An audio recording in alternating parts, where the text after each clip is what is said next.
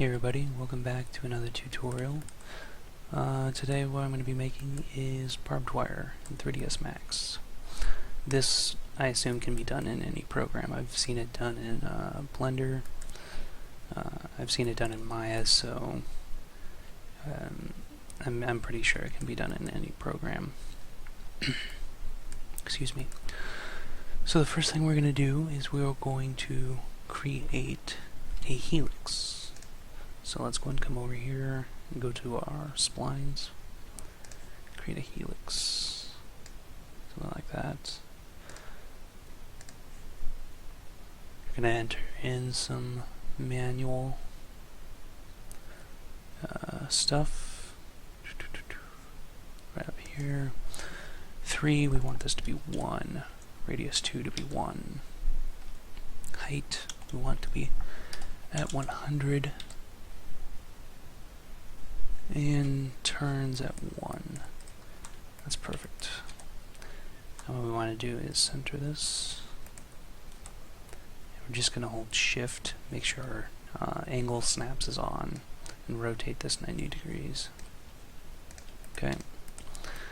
Now we have the beginnings to our barbed wire. If you want, you can actually adjust these, and so there's a little bit more space between each wire. I think it would be a nice effect, but I'm not going to worry about doing that for this tutorial. Next thing we're going to do is we're going to go ahead and convert these to an editable poly. Let's go ahead and toss a decent material on it. I just like using a higher spec, high gloss, dark material, particularly for metals. That's good. Now we're just going to rotate at 90, that 90. Probably not necessary, but I like having it laying down. It's easier to visualize. The next thing we're going to do is we are going to create our barb that will go on this. So let's go ahead and grab another helix. I knew what I wanted to do with the last one. I don't know if I want to do this one. So we're going to be doing a little experimenting here. Thickness is too thick. Maybe bring it down. Bring down the height.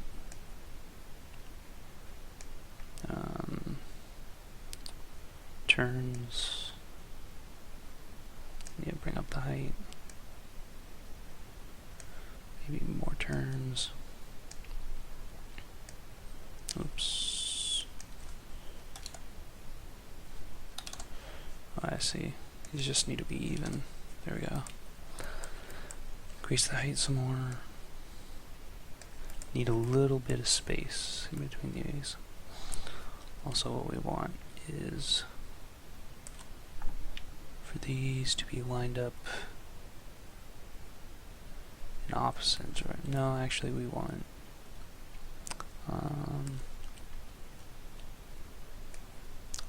it to be like this. And so what we're going to do is we're going to extrude these so they're coming out like that. Yeah, that's what we want. Okay, let's see, I have a reference over here. I'm just going to count the rings. 1, 2, 3, not including. Perfect. So 3 rings in between, not including these 2. Now what I'm going to do is I'm going to toss an edit poly modifier on top, change the material,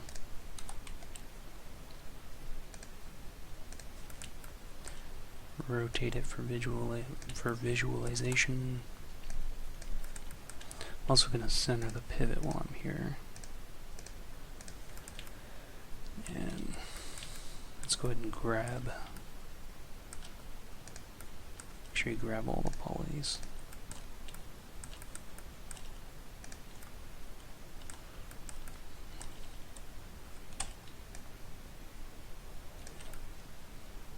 Something like that.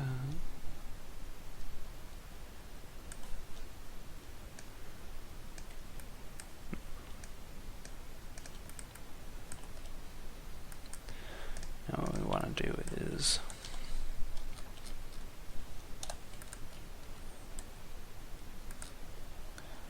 sort of want to rotate this so it has more of a barb look to it.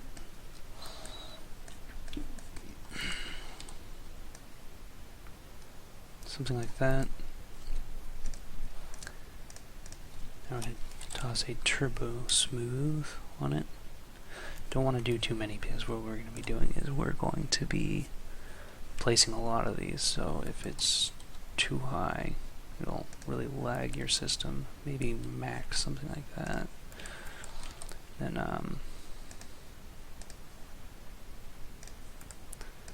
what we also want to do is inset, maybe even one more time.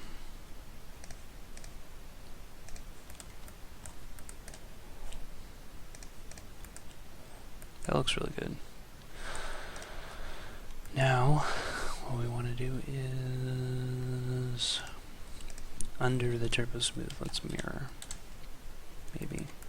See if that works. Copy the X.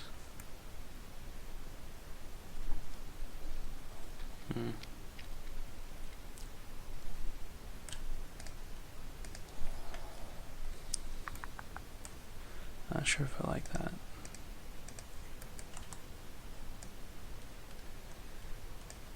That doesn't do anything.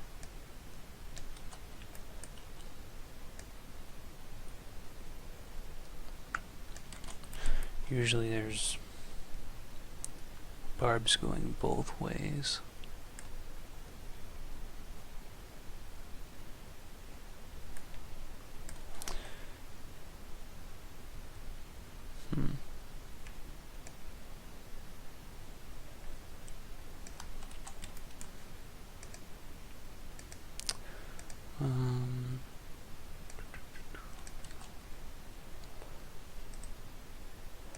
Let's go ahead and not do that for this.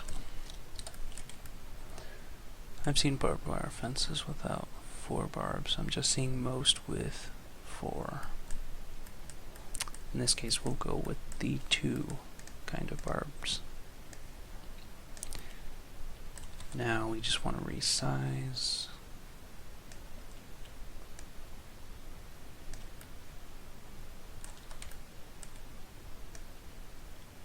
Maybe something like that. Also, go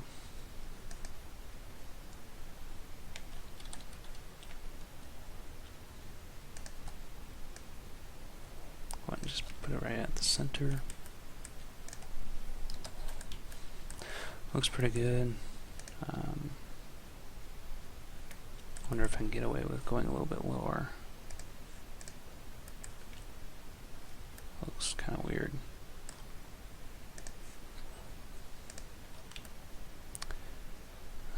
Maybe not. I don't know. I think that looks good. Now I'm going to attach these, and I want to add a turbosmooth to this as well. Basically the same thing. Just go into the front view.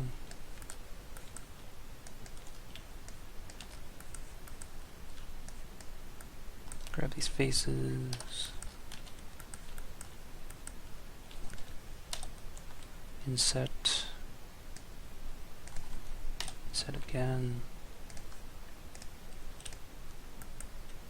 And this definitely needs more. That's better. Looks pretty nice, I think. Now we're looking at 50. Hopefully this doesn't get too bogged down. If nothing else, I will create a copy so we have a backup in case everything fails. Alright, so now I'm just gonna collapse. I want to attach these. First, I actually want it to be an editable poly. Make sure before you collapse this into an editable mesh, make sure you do not have isoline display on, because it will break the operation of converting the mesh into a editable poly. So now what we're going to do is we're just going to attach these, and so they're all one object. Make sure your pivot point is at the beginning. Now let's go ahead and create the spline that we need. It's basically a bunch of helixes is what it is. This one still kind of flying by the seat of my pants. Let's just make sure these are the same. Rotate it. Let's go ahead and increase the turns, increase the height, maybe something like that. Actually, we want this to be a pretty good number to play with, so let's just go with 100.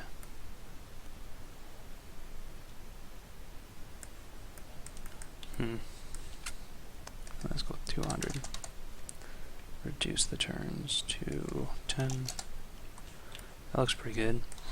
What we are going to have to do is scale up this torus, this helix. Let's also shrink down the thickness to something more manageable. Now let's scale this up to something that you deem appropriate, given the size of the original mesh.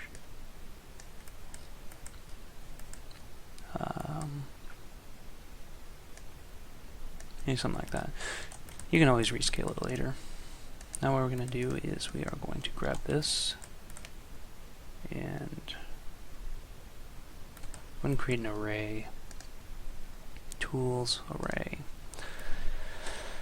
Now, because we have an exact measurement on this, which is exactly 100, what we can do is we can space along the X 100 units.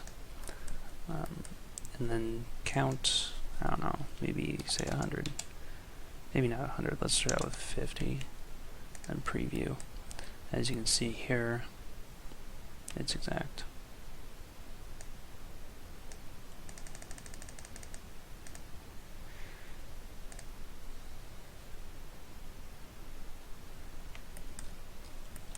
How many is that? About 1 million polygons. That's not bad, since this is our high-end render. The only thing now is we actually have a seam, so I'm actually starting to chug a bit.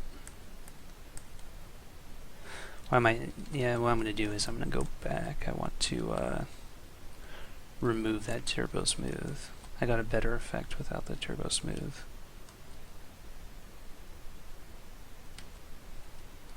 Just come back. Sorry about this.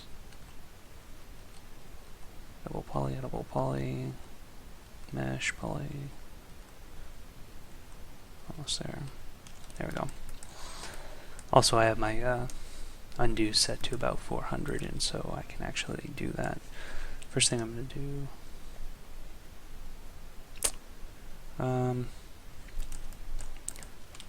just try and tighten this up a lot. See if that does a trick.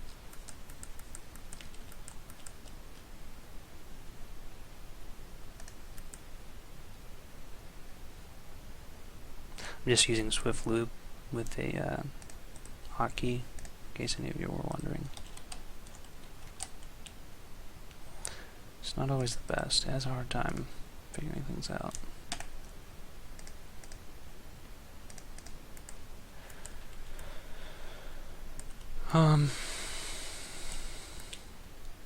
They'll probably still give me a seam, so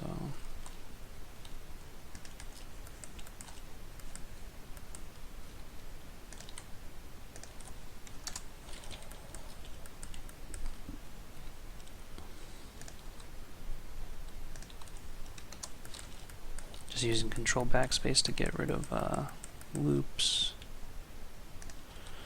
I don't really care about that extra loop. I'll just leave it. It doesn't matter. We're not going to actually use this for any in-game mesh. Same thing as before, except we're just going to delete that. And we are going to use this one, so... Actually, while I'm here, I might as well show you what will happen if your isoline display is on. So you convert, it collapses to an editable mesh, everything looks fine, but once you convert it to an editable poly, it gets weird. You develop a lot of artifacts and stuff.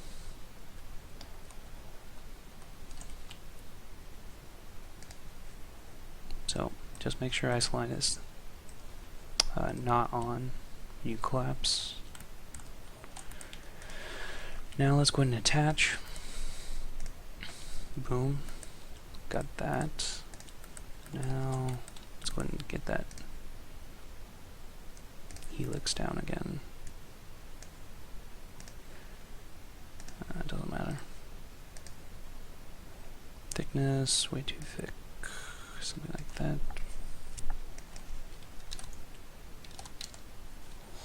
Something like that.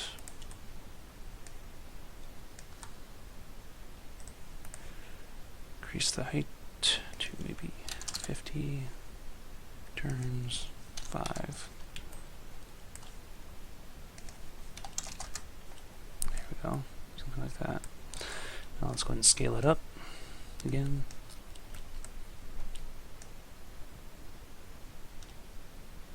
Maybe like that.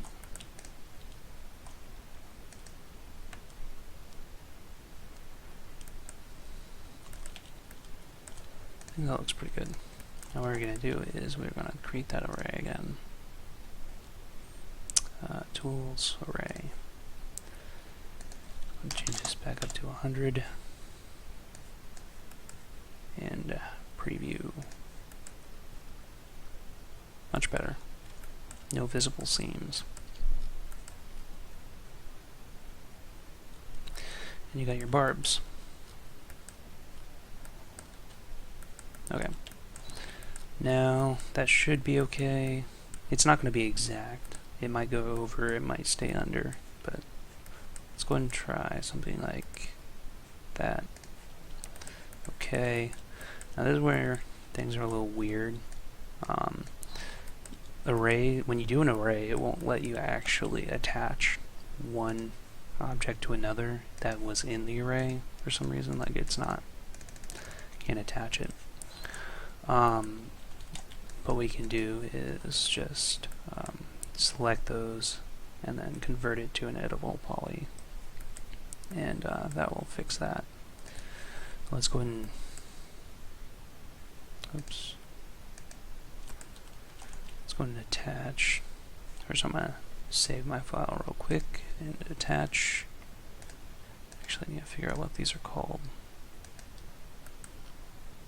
Let me hide that. What is this called? Helix 6. You want everything but Helix 6. Attach. Take a few seconds. Boom. 500,000 polys. That's not bad. That's like a million tries. Now what we're going to do is we are going to do a path deform. We're going to pick the path and voila. That didn't make it very far at all. Oh well, it's a tutorial. I don't need to be exact. Before you do anything else, let's go ahead and, in my case, what I'm just going to do is, once you're happy with it, collapse it, and then you have that. You can delete the spline. You have your barbed wire. This is just a high poly barbed wire. Looking at it now, what I would have done is I would have definitely made those barbs a lot bigger. They're hardly visible when zoomed out, but it's a tutorial, so what can I say? Next thing you're going to want to do is for baking. I'm not going to walk completely through the baking process, but you would want to create a cylinder bring down the height segments, convert to editable poly, and then just center this, scale it. You want it to be about there, about as big as the ring.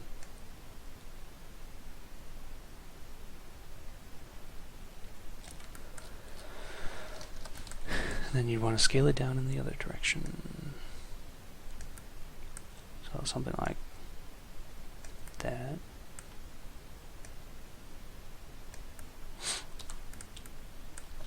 Then for each of these, what you would have to do is create just a plane, a double-sided plane, no segments, preferably,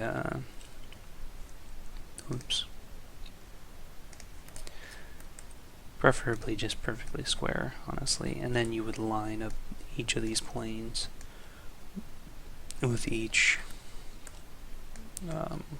barb. I'm not sure of any faster way to do this, honestly. It's just, you know, one of the monotonous things you have to do to get it right. You don't have to add these, it just adds depth to each barb.